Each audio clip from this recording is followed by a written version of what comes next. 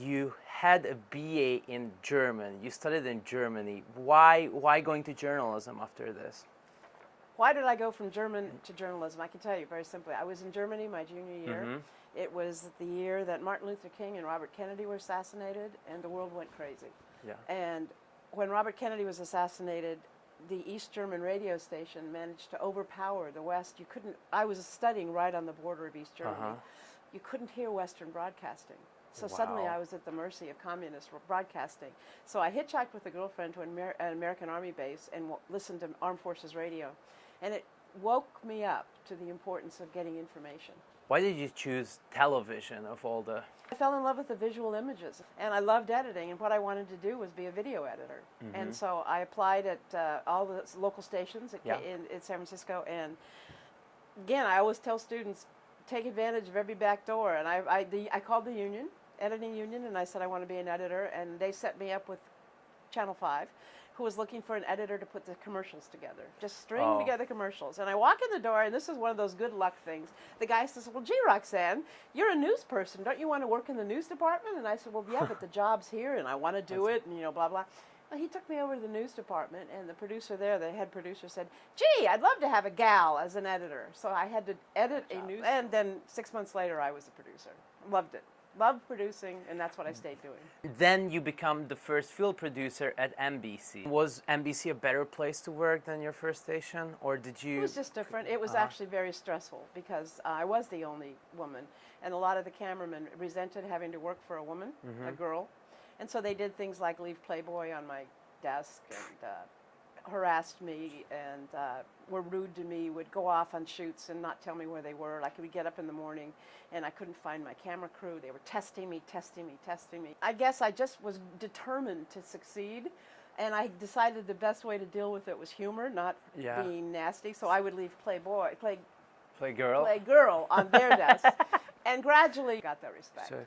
And I can't complain, but it was a hostile environment. And PBS was a wonderful experience. Again, good timing. They were looking for someone to take over their local news show. Sure. KQED actually had a very famous local news show.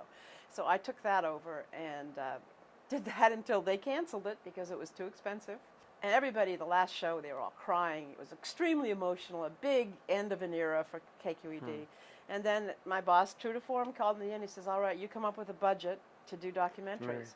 So what we ended up doing was coming up with a plan to do, unbelievable, about 30 documentaries a year. And after the documentaries, you moved to CBS.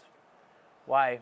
I always wanted to go to CBS, but I also tell students when you feel like you're repeating yourself and not being challenged, it's time to move on. And I realized I wasn't learning anything anymore. I had to teach myself, and I wanted to learn, and I still wanted that network experience. And I'd applied to CBS a few times, and it hadn't worked out for various reasons. And suddenly I get this call that they're looking for somebody, and I think, this is it. If I don't get it this time, I'm just going to settle into San Francisco, and that's it. I'm just going to get over this. So I went to New York, interviewed with Howard, got the job, and you know, I just bought my condo, and a month after, I'm totally broke, and I have to move to Washington, D.C. And I loved my first 10, 15 years at CBS News, but then the love wore off. Wow. I was lucky when I started at CBS. They were still in the glory days of having a lot of money. In fact, I kept a diary because I realized this was an important time in my life, and I went back later and read it and kind of chuckled because I wrote, it's so amazing. If I have a story, it doesn't matter where in the country it is, I can go to it. I don't have to just shoot in Washington. Was it better for you to work at CBS as a woman than before in NBC? Oh, sure. The whole world had changed by then. There were a lot of women. A lot of women, producers, reporters. That wasn't even an issue anymore. Nothing. It was, not a problem at all. The world had changed. It'd been 10 years, so it's, hopefully it had changed. It was still. You were one of the groundbreakers. Well, yeah, I guess. In journalism, especially in the last 20 years, objective journalism and media bias is a really, really big question. Do you consider yourself an objective journalist? Oh, yes. No, that never crosses my mind that I'm not.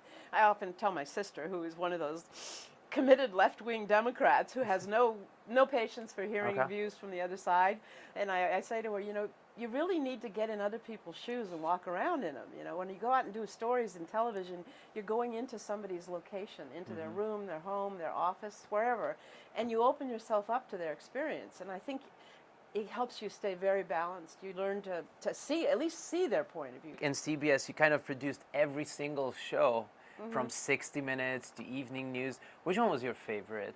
Well, I'm an evening news producer, Evening I news. have to say. I spent a lot of years working with Bob Schieffer on the weekend news, Okay. and I absolutely adore Bob Schieffer. He's one of the best interviewers I've ever worked with. He's taught me so much. He knows so much, and he's such a smart reporter. What was the best thing he taught you? How to do an interview, how to listen, how to do an interview where you're not being nasty. You're trying to get hard information, but you can. 2 years at CBS. You Who's left. counting? Yeah, and you left CBS because you felt you needed change, or Again, like I said earlier, when you feel like Yeah. you're repeating yourself, Self, move on. yeah.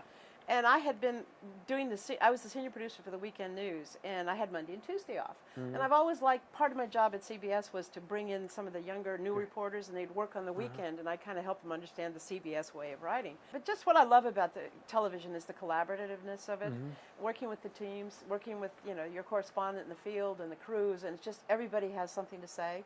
And it's just, I like that. Nobody has the final word. You don't just say, this is my way or the highway. It's but you always wanted to be the producer. Yeah, I always like getting it all together, putting it all together. Some of the stuff, being a producer, can be frustrating because sometimes at CBS, producers are off-air reporters. So you go out and do literally the whole story yourself, and you come back and then you write it and you give it to some reporter to narrate. And then somebody says to the reporter, "Oh, what a good story that was." Yeah, like But you can't have an ego if you want to be a producer. You got to be willing to step back and behind. And I loved working with some really smart correspondents. Oh, and yeah. then acting director Steve Livingston called me up and said, "We Wow, want to try to really put effort into our studio, and we want to broaden." And so, long story short, he offered me a job, and it was a 2/3 pay cut. But I wanted it because I really love GW.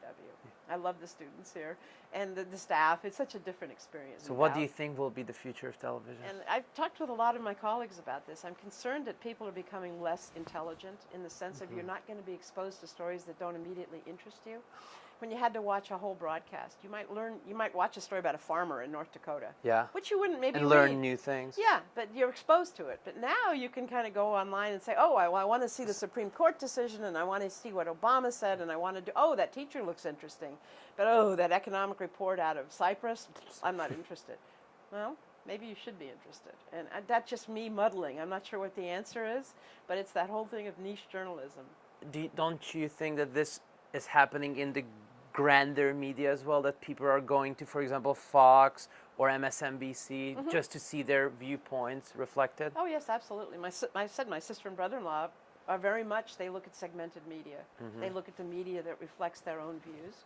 I don't see them ever watching Fox or listening to an interview with Wayne LaPierre. I'm sitting for 10 minutes and hearing him, which I'm used to doing because I'm interested in what he says. Whether or not I agree with him is irrelevant, but I think it's important to hear what he says. Because otherwise you're in this vacuum of he said, she said, and assuming you know, and really you don't. How do you think this can be remedied? I mean, I don't see it going away. You don't have time to look at everything, but luckily you still have digging deeper. You have links. So if you're on the Washington Post website and there's a link to a site, maybe it is the NRA website, that if you follow links, you still can be exposed, but you have to really want to devote time for that. What are you the most proud of? What I've in done? your career? I haven't thought about what am I most proud of. Or what That do I was you... respected by my colleagues, that I did a good job, and that I could call the same source twice and he would still talk to me, that I was true to my word. If I was doing a story, I never misled anybody. And I have the respect of my colleagues, and that means more to me than anything. I think I have the respect of my students.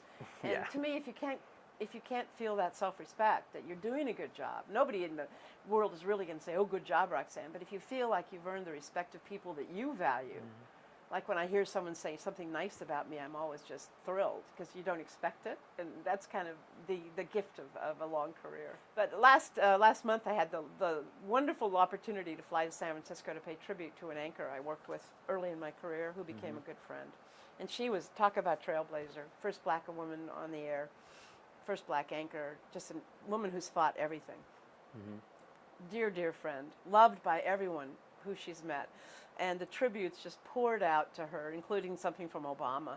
And to be part of that, to see the joys of a career in television, and that I could share in praising her.